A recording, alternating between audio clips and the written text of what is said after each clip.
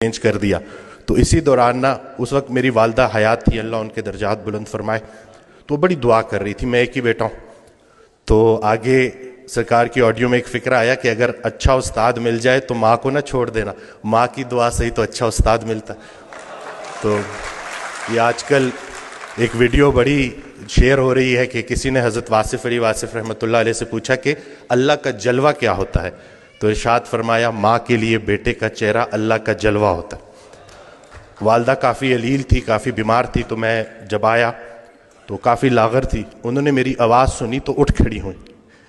تو میں نے اپنی نگاہوں سے دیکھا ہے کہ بیٹے کا چہرہ ماں کے لیے اللہ کا جلوہ ہوتا ہے. ایک اور جگہ ارشاد فرماتے ہیں جب عام الفاظ خاص معنی دینا شروع کر دے سمجھو اللہ کا جلوہ عطا ہو گیا. تو یہ جتنی بھی ہمارے یہ جو سرکار کی آڈیوز ہیں یہ ہمیں گائیڈ کرتی رہتی ہیں. روزمرہ کی زندگی ہو, پروفیشنل لائف سے جڑی کوئی بات ہو.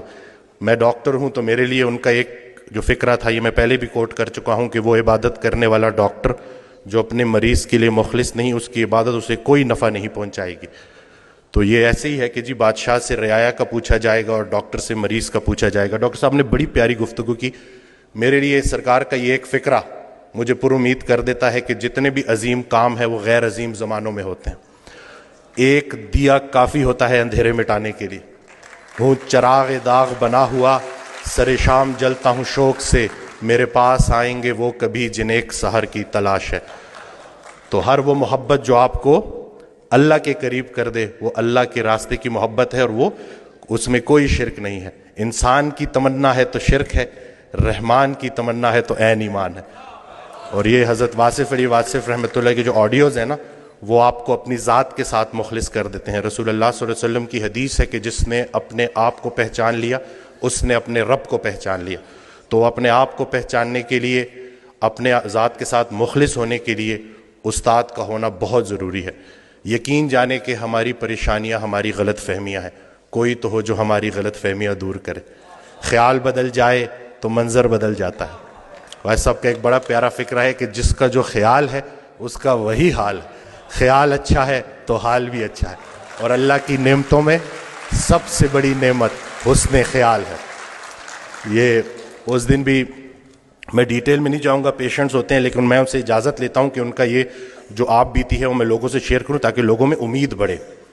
ایک خاتون میرے پاس آئیں, کچھ ان کے ساتھ بڑی زیادتیاں ہو گئی تھیں اور وہ دل میں نفرت لیے بیٹھی تھیں, اور جس کے لیے نفرت لیے بیٹھی تھی وہ فوت ہو چکا تھا. تو جب میرے پاس آئیں انہوں نے گلے شکوے کیے, تو میں نے کہا کہ حضرت واصف علی واصف رحمۃ اللہ علیہ ارشاد فرماتے ہیں کہ اگر اللہ قیامت کے دن تم سے پوچھے کہ پہلے کس کو جنت میں بھیجوں تو تم نے اس کا نام لینا ہے جس کو تم نے جہنم میں بھیجنا. ایک مہینے بعد جب لوٹ کے آئیں تو انسان بدل چکا تھا, چہرے پہ رونق, آنکھوں میں نور. تو مجھے کہتی ہیں کہ ڈاکٹر وسیم جب میں یہاں سے اٹھ کے گئی تو پہلے تو میں گھر کی طرف جا رہی تھی, مجھے آپ کی بات ہضم نہیں ہوئی, لیکن پھر میں نے گاڑی موڑی اور میں قبرستان چلی گئی.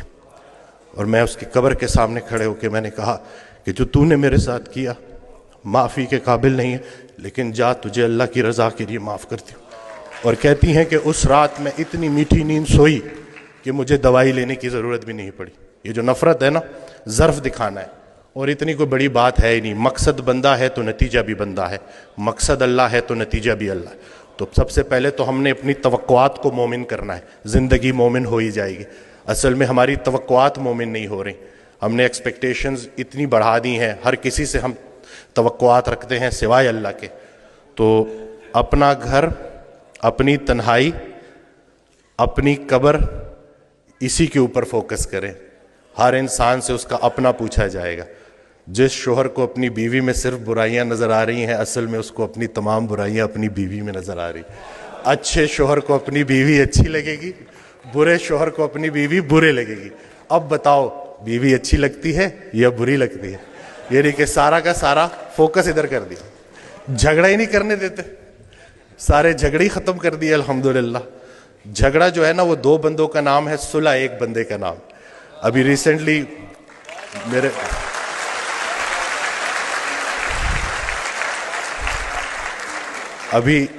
میرے ساتھ ایک واقعہ ہوا. میں گاڑی ریورس کرا تو وہ برانڈ نیو گاڑی تھی, وہ لگ گئی. وہ پیچھے غلطی میری تھی, تو میں اترا تو وہ بڑے غصے میں میری طرف آئے. تو میں نے فوراً معافی مانگ لی نا کہ مجھے نظر نہیں آیا, میں بہت معذرت کرتا ہوں, اور بہت زیادہ میں نے ان سے معافی نا. تو ابھی وہ غصہ ان کا ایک دم سے اتر گیا, کہتے ہیں آج کل معافی کون مانگتا ہے. تو میں نے کہا جی وہ نقصان چھوڑے, نقصان کو اپنا نمبر دے اور رابطے میں رہیں گے. تو میرا بڑا دل تھا میں ان کو بولوں کہ اگر کوئی معافی منگوانے والا پیچھے کھڑا ہو تو بندہ ضرور معافی مانگتا ہے. تو یہ کسی کے حوالے سے زندگی گزارنا کتنی آسان ہو جاتی ہے اگر ہمیں پتہ چل جائے تو ہمارے سارے جھگڑے ختم ہو جائیں. میں تو جو میں نے آڈیوز میں جو سنا ہے نا کہ جنہیں ہم رخصت کرتے ہیں وہی ہمارا استقبال کریں گے. تو حضرت واصف علی واصف رحمۃ اللہ علیہ کی میں آڈیوز سنتا ہوں تو اس میں انہوں نے جو ہمارا فوکس ہی چینج کر دیا ہے کہ جب ہم وہاں پہ جائیں گے تو جن کو ہم پیچھے چھوڑ کے آئے تھے وہ ہمیں آگے ملیں گے, تو اب ان کے لیے کیا لے کے جا رہے ہو. تو اپنے والدین کے لیے صدقہ جاریہ بننا ہے, اور یہ چھوٹی سی زندگی ہے, اس میں الجھنا نہیں ہے. آسانیاں دو, آسانیاں ملیں گی. ہر وہ نیکی جو تم دوسرے کے ساتھ کرتے ہو اصل میں اپنے ساتھ کرتے ہو, ہر وہ بدی جو تم دوسرے کے ساتھ کرتے ہو اصل میں اپنے ساتھ کرتے ہو. اسلام کوئی بات نہیں ہے جو پڑھ کے سنانی ہے, اسلام ایک کام ہے جو کر کے دکھانا ہے. تو اللہ پاک ہمیں استقامت دے کہ یہ نوجوان ہمارے سامنے جو بیٹھے ہوئے ہیں انہوں نے ہی ہمیں ریپلیس کرنا ہے. اور میں یہ کہتا ہوں کہ اگر کچھ پرسنٹیج ہی پاپولیشن کی اگر شعوری سطح پہ جتنی لیول آف کانشیسنس بڑھے گی اتنی کریج آف فارگیونیس بھی بڑھے گی. اور حضرت واصف علی واصف رحمۃ اللہ علیہ کا بڑا پیارا فکرہ ہے کہ میری بیسک تعلیم یہ ہے کہ سب کو معاف کرو. تو بس یہی کرنا ہے کہ معافی تلافی کر کے اپنی اپنی قبروں تک جانا ہے. کوانٹم فزکس کا ایک فکرہ ہے کہ death is just an illusion. جب میں نے یہ پڑھا نا تو مجھے سرکار کا فکرہ یاد آ گیا کہ یہ کون لوگ تھے جنہوں نے موت کو میلہ بنا دیا. رسول اللہ صلی اللہ علیہ وسلم کی حدیث ہے, اس کا مفہوم ہے کہ جب شہید ان مراحل سے گزار کر اپنی جان کا نذرانہ پیش کر کے جب